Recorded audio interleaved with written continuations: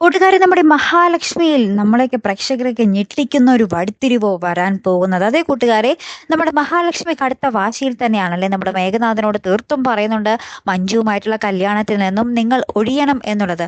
അപ്പൊ മേഘനാഥനാണെങ്കിലും കണ്ട സ്വത്തുകളൊക്കെ കിട്ടാൻ വേണ്ടിയാണ് മഞ്ജുവിനെ കെട്ടാൻ തന്നെ നമ്മുടെ മേഘനാഥൻ തയ്യാറായത്. അപ്പൊ മേഘനാഥൻ അങ്ങനെ വെറുതെ ആ കല്യാണത്തിൽ നിന്നും ഒഴിയും എന്ന് നിങ്ങൾക്ക് തോന്നുന്നുണ്ടോ അല്ലെ പ്രേക്ഷകരെ? അപ്പൊ എന്തായാലും നമ്മുടെ മേഘനാഥൻ ഒന്നല്ലെങ്കിൽ കണ്ണനെ അല്ലെങ്കിൽ മഹാലക്ഷ്മിയെ വകവരുത്താൻ തന്നെയായിരിക്കും ഇനി ശ്രമിക്കാൻ പോകുന്നത് അല്ലെ. അതിനുവേണ്ടി പല ഉടായ്പകളും നോക്കും. ഇപ്പൊ പോരാത്തതിന് നമ്മുടെ കണ്ണൻ ഇപ്പൊ മരുന്ന് കഴിച്ചുകൊണ്ടിരിക്കും. അപ്പൊ മരുന്നിൽ എന്തെങ്കിലും കലർത്തിയാൽ നമ്മുടെ കണ്ണന്റെ ജീവന് പെട്ടെന്ന് തന്നെ അപകടം ഉണ്ടായിക്കോളും. എന്തെങ്കിലും സീരിയസ് ആയിട്ട് കിടന്നാൽ നമ്മുടെ മഹാലക്ഷ്മിയുടെ തലയിലോട്ട് ആ ഒരു കുറ്റം ചാർത്തിയിട്ട് മഹാലക്ഷ്മിയും അവിടെ നിന്നും തുരത്താം എന്നുള്ള പല പ്ലാനും പദ്ധതിയൊക്കെ അവിടെ നടപ്പിലാകും കേട്ടോ. അപ്പൊ എന്തൊക്കെയാകും അവിടെ സംഭവിക്കാൻ പോകുന്നത്? നമ്മുടെ മഹാലക്ഷ്മി ഈ ഒരു കാര്യങ്ങൾ നമ്മുടെ സാഗറിന്റെയും നമ്മുടെ മേഘനാഥന്റെയും കാര്യങ്ങൾ അങ്ങോട്ട് തുറന്നു പറഞ്ഞാൽ തീരാവുന്ന പ്രശ്നമേ ഉണ്ടായിരുന്നുള്ളൂ.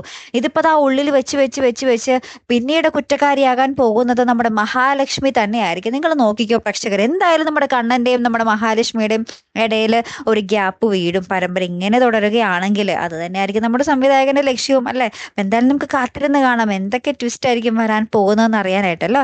അപ്പൊ എന്തായാലും നമുക്ക് നോക്കാം. അപ്പൊ അടുത്തൊരു വീഡിയോയുമായി വരുന്നത് വരയ്ക്കും ഗുഡ് ബൈ.